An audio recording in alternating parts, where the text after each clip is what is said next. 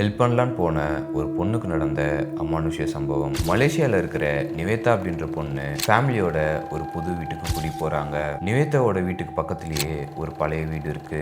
ஒரு நாள் நிவேதா அவங்க ஸ்ட்ரீட்ல இருக்கிற ஒரு ஆன்ட்டி கூட பேசிக்கிட்டு இருக்கும்போது அவங்க ஒரு விஷயத்த சொல்றாங்க.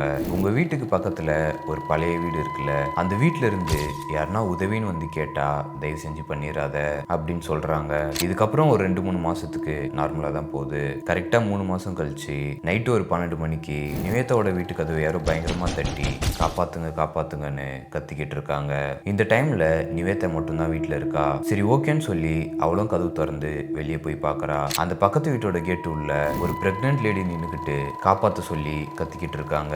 எனக்கு வயிறு பயங்கரமா வலிக்குது, தயவு செஞ்சு நான் ஹாஸ்பிட்டல் கூட்டிட்டு போ, எனக்கு ஹெல்ப் பண்ணு அப்படின்னு நிவேதா கிட்ட கேக்குறாங்க. நிவேதாக்கு மனசு கேட்காம ஓகேன்னு சொல்லிடுறா. இந்த டைம்ல கரெக்டா நிவேதாவோட அப்பா அம்மா வந்துடுறாங்க. அவங்க வந்து வீட்டுக்குள்ள போய் பார்க்கும்போது நிவேதா இல்ல.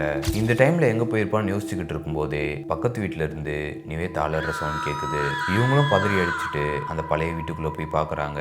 அங்க போய் பார்த்தா நிவேதா தரையில மயங்கி விழுந்து கிடக்குறா. அவளை தூக்கிட்டு போய் ஹாஸ்பிட்டல்லையும் சேர்க்கறாங்க.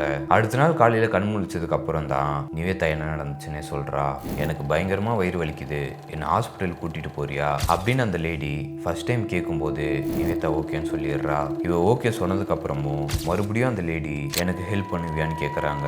நிவேதா மறுபடியும் வாங்க ஹாஸ்பிட்டல் போகலாம், நான் உங்களுக்கு ஹெல்ப் பண்ணுறேன் அப்படின்னு சொல்றா. இப்போ திரும்பவும் 3வது வாட்டியா நிவேதாவை பார்த்து கோவமா எனக்கு உதவி பண்ணுவியா அப்படின்னு கேட்குறாங்க.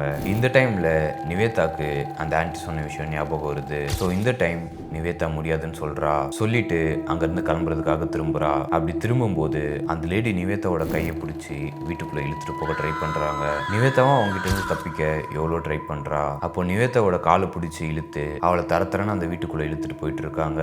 இப்போ நிவேதா அப்படியே திரும்பி அவங்கள பாக்குறா. அவங்களுடைய பாதி சைடு உடம்பு மட்டும் ஃபுல்லாக எரிஞ்சு போய் பயங்கர கொடூரமாக இருக்கு. நிவேதாவும் பயத்தில் பயங்கரமாக கத்தி அவங்க கிட்ட இருந்து தப்பிக்க ட்ரை பண்ணுறா. பட் அவளால் தப்பிக்கவே முடியல.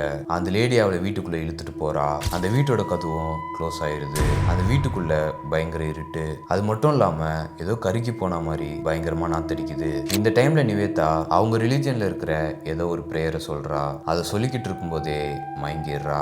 இந்த இன்சிடென்ட் நடந்ததுக்கு அப்புறம் நிவேதாவோட ஃபேமிலி உடனே அந்த வீட்டை காலி பண்ணிட்டு அங்கேருந்து போயிடுறாங்க. ஸோ இப்போ நீங்கள் சொல்லுங்கள், நீங்கள் யாருக்குன்னா ஹெல்ப் பண்ணி அது உங்களுக்கே ப்ராப்ளத்தில் போய் முடிஞ்சிருக்கா? கமெண்ட்டில் சொல்லிடுங்க. அண்ட் இது நம்ம ஃபாலோவர் சொன்ன ஸ்டோரி தான். இதேமாதிரி ஹாரர் இன்சிடென்ட் எதனா உங்களோட லைஃப் நடந்திருந்தா என்கிட்ட ஷேர் பண்ணிக்கோங்க. தென் இதேமாதிரி நிறைய ஹாரர் ஃபீலிங்ஸ் எக்ஸ்பீரியன்ஸ் பண்ணணும்னு நினச்சிங்கன்னா மறக்காம ஃபாலோ பண்ணிக்கோங்க. தென் எல்லாருக்கும் ஹெல்ப் பண்ணுற உங்களுடைய ஃப்ரெண்டுக்கு இந்த வீடியோ ஷேர் பண்ணிடுங்க. ஓகே, பாய்.